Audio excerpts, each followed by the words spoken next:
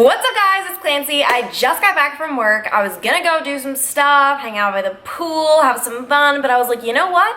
It's time for a Q&A. So yes, I am giving up my afternoon for you guys. Obviously, I'm totally kidding. This is exactly what I wanted to do because I feel like we haven't just chatted in a bit, you know? I'm just gonna get right into it. If you're not following my social media though, definitely click the links below so you can be up to date. Maybe some of you know these answers, maybe not. Let's see. We're gonna get juicy. What has been the hardest part about switching jobs so far? So if you're new here, I just switched jobs. I was a TV news reporter in Dayton, and now I'm a TV news reporter in Cincinnati, Ohio, and gosh, I feel like the hardest part is just getting used to things being done a different way and getting used to like everything you knew.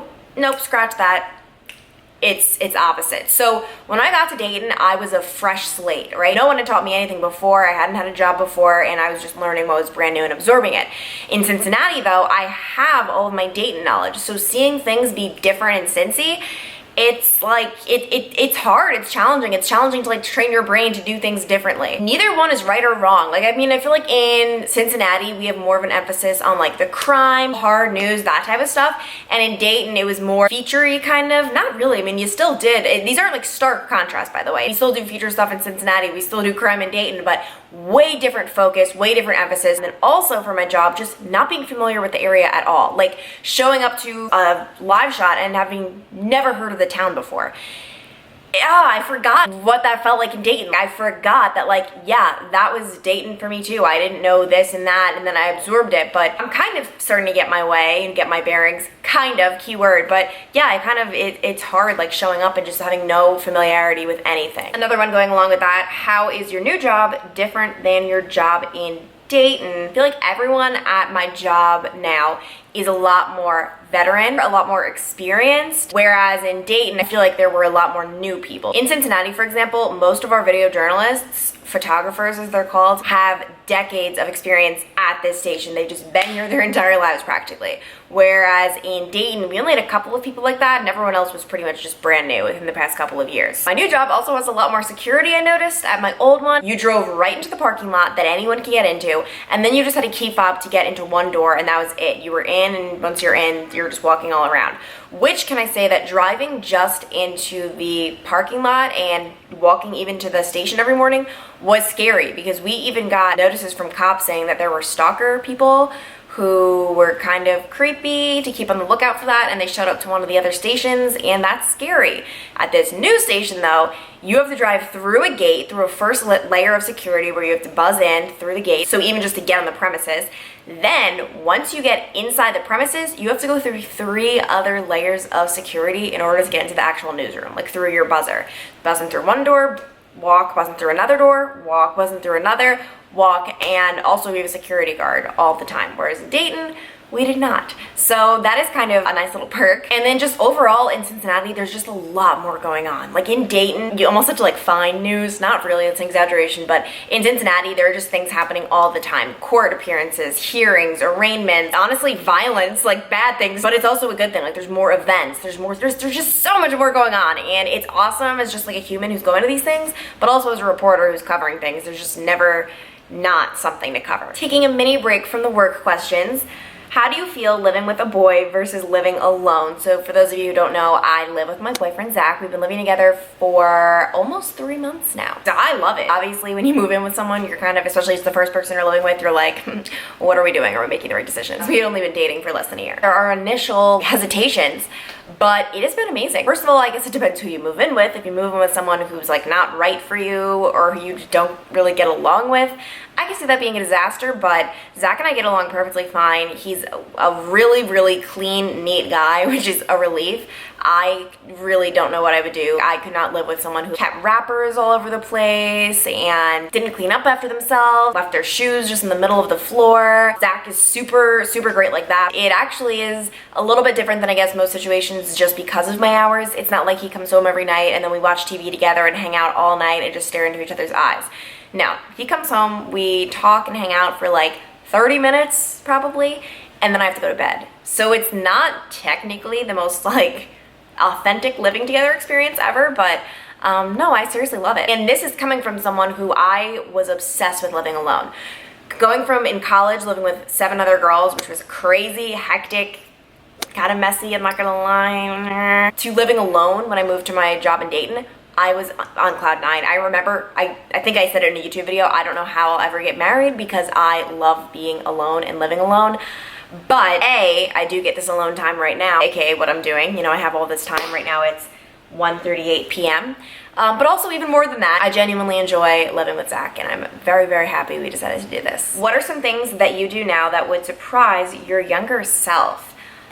Honestly, my entire job. And I know that it would surprise any human who knew me. I mean, in grade school, if you knew me, I was just this small, shy, quiet girl who was very awkward. I had crooked teeth and braces. My hair was never brushed, bangs, glasses. I just looked like a mess all the time. Not to mention I used to wear boys' clothes. So there's that. No one in middle school would ever predict this, ever. I was actually, my superlative was that I was gonna be a famous author one day. I think anyone would be shocked to know that I speak in front of a camera, A, on YouTube. That's, you know, kind of probably shocking, but also on live TV. And it just goes to show if you kind of are in like a quiet phase in your life or shy or you really want to come out of your shell, just do it. I mean, to this day, I still am an introverted extrovert. Like, I do have my introverted moments. People meet me and they probably expect me to be way more crazy and outgoing than I am, or they meet me and I am. So I have like different sides to me. It just depends like what mood I'm in. It definitely is weird that I chose this path, but I'm glad I did. Do you miss your old job? This is a big one because yes, I miss my old job, of course. I miss the friends I made, the experiences I had, just being in Dayton. Like, it's my very first TV reporting job. It's the very first city I moved to after college. City. It's not really a city, it's small. That's why I moved out of there. Yeah, I miss it. Oh my gosh. And when I see on social media things pop up from my old coworkers, or when things remind me of my old job, like, yeah, I absolutely miss it. And it's like a weird situation to be in that I was in. I left my job when I wasn't unhappy in it. That kind of bothered me. I did get comments when I was telling you guys, hey, I love this job, but I need to take this new opportunity. And people were writing saying, oh my gosh, like, you're selling out, blah, blah, blah.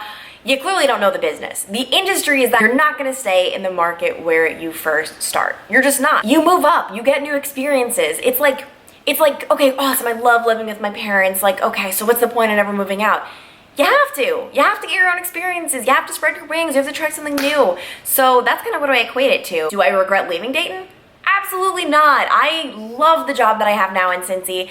It's amazing. The people are great, but you're allowed to miss something while also loving something. You know, just because you love something doesn't mean you don't miss it a little. I mean, there were times when I first moved to Dayton, I would think about old college times and be like, yeah. But then I was like, no, heck no. I love what I'm doing right now. How do you handle living away from family? This is a big one because yes, my family is from Long Island, New York. That's where everyone is. Long Island, New York, and then Ireland. So people are literally very far away. The closest relative I have is New York, which is a crazy step. You know, I moved here when I was 21. And you know what? There are so many times when I miss just being at home and being with my friends, being on my neighborhood. Of course. But I don't know. This is what you have to do. I mean, my dad moved from Ireland when he was in his 20s. So I just moved, you know, a few states away. He moved from Ireland. And it's for a better life, like for a life that you want. Like I always say, you know, I kind of feel bad that I just left my parents in New York, but I can't base my whole life on where my parents decided to live. You know what I mean? Like, you can't base your whole life on just, oh, where you happen to be born. I have to pursue my own dreams, my own aspirations, and this is just what I want. This is what makes me happy. At the end of the day, it's really helpful that I know that my family wants me to be happy, and my mom is my biggest fan. She watches every single morning the Cincinnati news, so she's the most uninformed New Yorker, and she is, you know, happy I'm doing this. It would be really difficult if my family was not supportive, but I have never had anything but support from any of my family members. Not to mention my brother moved away from home years ago. He's in North Carolina, so we haven't even all been together for a really long time. And, you know, I kind of found a new family here in Ohio, so that sounds weird. When I say family, I'm just referring to all my friends. That sounds like I literally just like leached onto another family. No. Were you ever interested in photojournalism? I picked this question because I think this is so funny. The only bad moment of my life in college academically that I am ashamed of. So I was an academically good student, 3.8 GPA, always got good grades. Basically, I went into college with college credits. So I had a lot of wiggle room as to what classes I could take each semester just because I had already taken college classes in high school and they already counted. So I could just take random ones. So I decided to take a photojournalism class my senior year. I was like, oh, cool, it should be an easy A, whatever. Okay, We had our first assignment. I thought I killed it. I thought I just did amazing. I enlisted the help of one of my friends, Casey. I took photos of her dancing. I thought they were gonna be amazing. I got a B- on the assignment, which honestly was the lowest grade I've ever gotten in college. Went right to the registrar's office, dropped the class.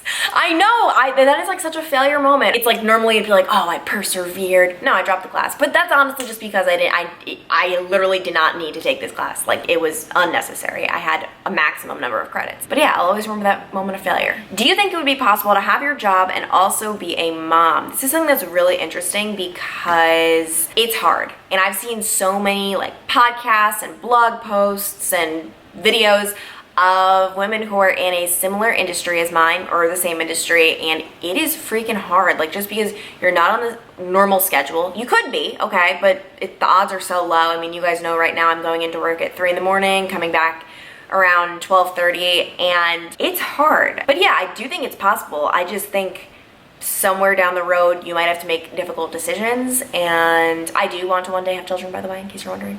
But I think if it's something you really want, you can make it work, absolutely. But I don't think it's gonna be easy. Long or short hair? This is the death of my life. That doesn't even make sense. This is like the bane of my existence. I don't know. I will literally like chop my hair and then be like, ew, and then I'll want to grow it out, and then as it's growing out, I'm like, we need to be short, and I'll chop it all over again. You guys have seen me with both. Do you have any ideas or input? Like, I don't know whether I want to do long hair or short hair, and it kills me because I'm obviously on air every day. I see it every day, and I'm like, ew. Right now, it's tied up in a bun because I just couldn't deal with it this afternoon during my lab shots, so there you go. What other jobs have you worked in the past? So I used to work as a camp counselor, sales associate at Victoria's Secret, and as a deli worker. So yeah, all those jobs were actually pretty important in my life, and some of them I hated, working at Victoria's Secret. Some of them I loved, working at the deli. And then the last one I'm going to answer, how do you take care of your mental health with such a spontaneous/busy career? Yeah, I mean, you know what? I just feel like you do what makes you happy. So like, yeah, you work. Like today I really kind of freaking worked my butt off between all these live shots and then live it. You need to have things to do outside of your job, I think. Like, I don't think you should be attached to your job at the hip, you know what I mean? Like, where it's your only thing in this world.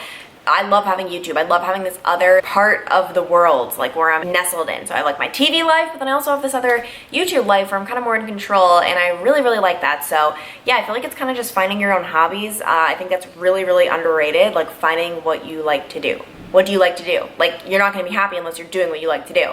So yeah, I don't know. That's kind of my 2 cents on everything. Ow, my hands hurt and I don't know why. I hope you guys enjoyed this video, kind of just sitting down, chatting with me, bonding a little bit.